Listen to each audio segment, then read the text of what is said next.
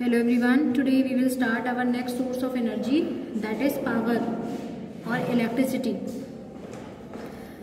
हमने last time discuss किया था that infrastructure chapter is going on, कि आपका इंफ्रास्ट्रक्चर चैप्टर चल रहा है। इसमें हमने बताया था कि रोड्स, डैम्स, यही इंफ्रास्ट्रक्चर में नहीं आता है, बहुत सारी चीज़ें होती हैं। There are number of sources which comes in infrastructure like energy हमने पहले प्रीवियस वीडियो में डिस्कस किया था। एनर्जी के conventional sources, non conventional, commercial energy, non commercial energy, ये सब हमने डिस्कस किया था। अब the remaining topics are power and health and power is remaining. Power is also one of the part of infrastructure, that is electricity. आपको पता है that electricity is always uses in agriculture as well as in industries also. हर घर में for the domestic purposes, चाहे हम domestic purposes के लिए use करें चीज़ों को, या फिर हम इंडस्ट्रीज़ के लिए यूज़ करें या कमर्शियल पर्पजेज़ के लिए यूज़ करें, लेकिन इंडस्ट्रीज़ हर जगह इलेक्ट्रिसिटी का यूज़ होता है। तो जो आपका इलेक्ट्रिसिटी होता है या पावर होता है, it is a very important component of infrastructure. ये बहुत इंपॉर्टेंट कंपोनेंट होता है इंफ्रास्ट्रक्चर का। इसमें कुछ सोर्सेज होती हैं, सोर्सेज ऑफ पावर जनरेशन। हम पावर को कैसे जनरेट कर सकते हैं? आपको पता है कि your country is a developing country, so still we don't have much resources to provide electricity to each and every place, right? So we can there are certain sources of power generation, like there are three main sources in India to generate power or to generate electricity, that is thermal power हम सब लोग जानते हैं। जब when the power is generated out of coal, oil or natural gas, it is termed as thermal power। जब कोई भी power या इलेक्ट्रिसिटी कोल से या ऑयल से या नेचुरल गैस से हम प्रोड्यूस करते हैं, बनाते हैं, that is called thermal power, right. Next is hydro electric power. ये भी एक हमारा पावर जनरेशन का ही फॉर्म है। हम इससे पावर जनरेट कर सकते हैं with the help of water. जो रिवर्स होती हैं, काफ़ी बड़ी बड़ी डैम्स होते हैं, उनसे हम पावर को जनरेट करते हैं, और वो एक बहुत ज़्यादा चीपेस्ट सोर्स होती है। And they have no pollution agent. इनके पास कोई पॉल्यूशन एजेंट भी नहीं होता है, कोई भी किसी भी तरीके का कोई पॉल्यूशन भी क्रिएट नहीं करती है ये। नेक्स्ट इज न्यूक्लियर और एटॉमिक पावर। न्यूक्लियर और एटॉमिक पावर जो वो होती हैं, जो रेडियो एक्टिव एलिमेंट से जो हम पावर को जनरेट करते हैं, ऐसे भी हम इलेक्ट्रिसिटी को जनरेट आसानी से कर सकते हैं। और ये भी बहुत ज़्यादा मीन्स इसके फ़ायदे ज़्यादा हैं और चीपेस्ट रहती है। इसके बाद जो आपकी चैलेंजेस हैं, आपको पता है आपकी कंट्री, मैंने आपको बताया था कि your country is a developing country, तो यहाँ पर कुछ चैलेंजेस हैं पावर सेक्टर में। अभी भी कुछ बहुत सारी चीज़ें ऐसी हैं जो अभी भी कवर नहीं हो पाती है पावर सेक्टर में। तो first one is inadequate electricity generation. हमारी जो कंट्री है, मैंने आपको बताया था, because of lack of resources we are not able to produce the adequate amount of electricity to all the sectors, right. तो यहाँ पर हर सेक्टर के लिए हम इलेक्ट्रिसिटी को प्रोड्यूस नहीं कर सकते हैं। Next is under utilization of installed capacity. जो आपके यहाँ प्लांट लोड फैक्टर होता है, PLF जिसको हम बोलते हैं, जो प्लांट लोड फैक्टर होता है उसमें डिमांड क्योंकि लोगों की बहुत ज़्यादा है, तो किसी भी पर्टिकुलर चीज़ पर, जैसे आप देखते होंगे कि जो आपके घर के पास जितने भी आपके वायर्स होते हैं या ट्रांसफार्मर्स होते हैं, वो जल्दी जल्दी बस्ट हो जाते हैं just because of the unlimited load over there. उनके ऊपर लोड बहुत ज़्यादा है, तो वो इतना उनके अंदर कैपेसिटी कम है, लोड बहुत ज़्यादा है, जिसके कारण अंडर यूटिलाइजेशन हो रहा है उनका। Next is poor performance of state electricity board. जो आपका बिजली घर होता है और जो आपके इलेक्ट्रिसिटी बोर्ड होता है, इनकी परफॉर्मेंस बहुत ही ज़्यादा पुअर है। ये अभी भी मीन्स 500 बिलियन में जो दबे हुए हैं, बहुत ज़्यादा लॉस चल रहा है इस टाइम। और लॉस क्यों चल रहा है? क्योंकि लोग ज़्यादा से ज़्यादा बिजली की चोरी करना पसंद करते हैं। They are not suppose to pay the bills and all. वो क्या चाहते हैं कि हमें फ्री में ही हम लाइट जलाएं, और लोड बहुत ज़्यादा होता है, जिसके कारण आपकी जो इलेक्ट्रिसिटी बोर्ड है वो हमेशा कैसे रहती है, लॉस में रहती है।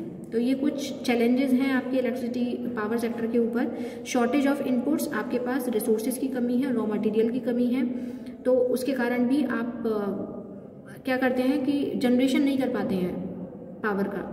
Next is limited role of private and foreign entrepreneurs. अभी भी प्राइवेटाइजेशन हो रहा है, नो डाउट। पावर सेक्टर में बहुत सारे स्टेप्स लिए जा रहे हैं सो that your electricity board can be privatisation का प्रोसीजर चल रहा है, लेकिन फिर भी अभी भी पूरी तरीके से इसको प्राइवेटाइजेशन नहीं मिला है। प्लस फॉरेनर्स जो है, फॉरेन इन्वेस्टर्स जो है वो पावर सेक्टर में ज़्यादा अपना पैसा इन्वेस्ट नहीं करना चाहते हैं, बिकॉज उन्हें पता है कि अभी जो प्रेजेंटली आपकी जो कंडीशन है, आपकी जो पावर सेक्टर की कंडीशन है वो लॉस में है, right. Next is lack of public cooperation. Public तो कॉपरेट करती ही नहीं है, I already told you that कि उसके बहुत सारे टैरिफ्स होते हैं, टैक्सेस होते हैं जो आपकी जो पब्लिक है वो इजीली पे करना नहीं चाहती है, राइट। इसके बाद इन पावर जनरेशन, पावर क्राइसिस को मीट आउट करने के लिए हाउ टू इम्प्रूव, हम कैसे इम्प्रूव कर सकते हैं पावर सेक्टर को। तो जो हमने डिसइम्प्रूवमेंट पढ़े हैं वहाँ पर उन सबको इम्प्रूव कर दीजिए यहाँ पर। जैसे वहाँ पर प्लांट लोड फैक्टर जो था वो बहुत ज़्यादा था, तो हमें प्लांट को और ज़्यादा इम्प्रूव करना है, उनकी एफिशिएंसी को बढ़ाना है, जिससे कि जो उनकी कैपेसिटी है वो अपनी कैपेसिटी को यूटिलाइज कर पाएँ और आपका जो जल्दी आपके वायर्स होते हैं, आपका जो ट्रांसफार्मर्स होते हैं जो बहुत जल्दी बर्स्ट होते हैं वो जल्दी बर्स्ट ना हो। Second is control of transmission and distribution of losses. आप जो भी आपका क्राइसिस चल रहे हैं पावर जनरेशन में, जो भी लॉसेस चल रहे हैं उसको जल्दी से जल्दी कंट्रोल किया जाए। Next is increase in productive capacity. जो भी आप प्रोड्यूस कर रहे हैं, जैसे आप थर्मल पावर स्टेशंस लगा सकते हैं, आप हाइड्रो इलेक्ट्रिक पावर से जनरेट कर सकते हैं इलेक्ट्रिसिटी, तो सिर्फ एक ही मेथड ना हो, काफ़ी सारे मेथड्स का हम यूज़ कर कैपेसिटी को, प्रोडक्शन को बढ़ा सकते हैं पावर जनरेशन की। Promote role of private sector. आपको पता है private sector always work outstanding, so we just have to give more and more work to the private sector so that your power sector can be improved very soon. इसके बाद encourage use of renewable sources.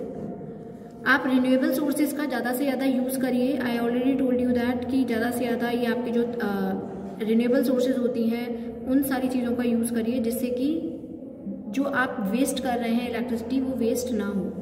Development of hydro potential, मैंने अभी आपको ये सारा कुछ summarise कर ही दिया था कि हमें वाटर से थर्मल पावर प्लांट्स लगाने चाहिए, हाइड्रो पावर प्लांट्स लगाने चाहिए, जिससे कि हमारी जो इलेक्ट्रिसिटी है हम उसको बचा पाएँ। और कुछ अदर मेजर्स होते हैं, टेक्नोलॉजिकल इनोवेशंस होने चाहिए, नई टेक्नोलॉजी आनी चाहिए, पब्लिक इन्वेस्टमेंट होना चाहिए, लोगों को समय पर टैक्स पे करना चाहिए। Means other measures can be also taken to improve the condition of power sector.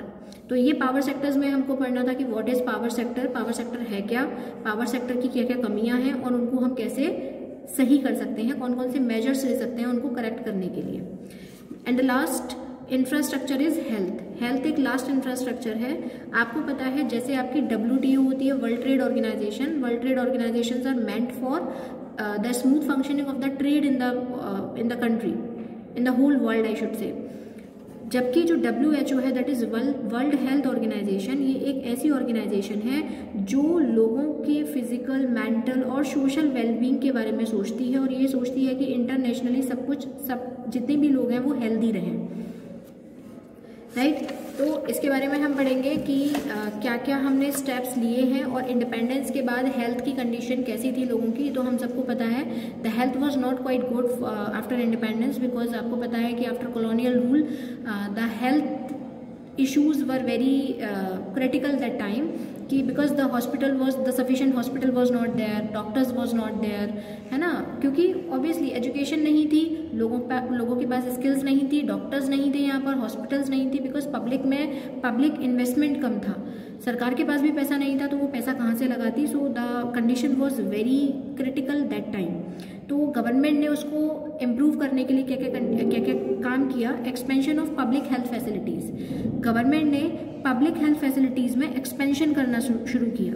Like number of hospitals and dispensaries increased, आपकी जो हॉस्पिटल्स थे, डिस्पेंसरीज थे, उनको क्या कर दिया, इंक्रीज कर दिया, राइट। नर्सिंग पर्सनल इंक्रीज, जो नर्सिंग स्टाफ था उसको इंक्रीज कर दिया, जो कम था उसको और ज़्यादा बढ़ा दिया। डॉक्टर्स को इंक्रीज कर दिया, जो थोड़े बहुत डॉक्टर्स थे उनको भी इंक्रीज किया गया आपकी गवर्नमेंट के थ्रू।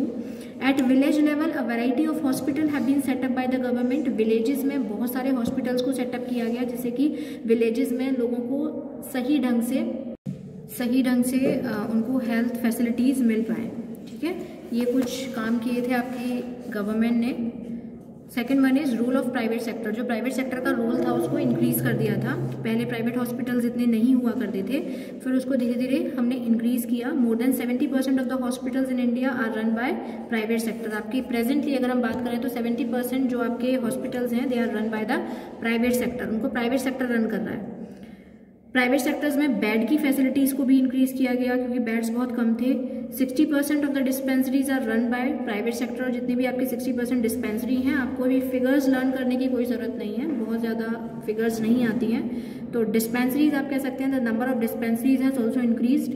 प्राइवेट सेक्टर में हेल्थ पर ज़्यादा ध्यान दिया गया लोगों की, और बहुत अच्छा रोल प्ले किया जो आपका प्राइवेट सेक्टर था उसने to give medical education and training and medical technology. बहुत सारी चीज़ें आपके प्राइवेट सेक्टर ने प्रोवाइड की आपकी कंट्री को with respect to the health. अब इंडियन सिस्टम ऑफ मेडिसिन, आपके इंडियन सिस्टम ऑफ मेडिसिन ने भी बहुत अच्छा काम किया। बहुत सारे ऑल्टरनेटिव, बहुत सारे सिस्टम यहाँ पर फॉलो किए गए, जैसे बहुत सारी योजनाएं बनाई गई, और बहुत सारे एलोपैथिक के अलावा बहुत सारी चीज़ों को और ज़्यादा, जैसे होम्योपैथिक है और आपका आयुर्वेदिक है, उसको बहुत ज़्यादा इन्फ्लुएंस किया गया, उसको बहुत ज़्यादा एक्सटेंड किया गया। एंड एट प्रेजेंट जो ISM हॉस्पिटल्स हैं, इंडियन सिस्टम ऑफ मेडिसिन, वो भी इंक्रीज़ कर दिए गए। उनका रजिस्ट्रेशन करना बहुत ईजी कर दिया गया, और मीन्स हम ये कह सकते हैं बहुत इनएक्सपेंसिव होता है। आप अगर हम एलोपैथी से दवा लेते हैं या और इन कंपैरिजन टू होम्योपैथी, तो हमें बहुत इनएक्सपेंसिव लगता है वो चीज़।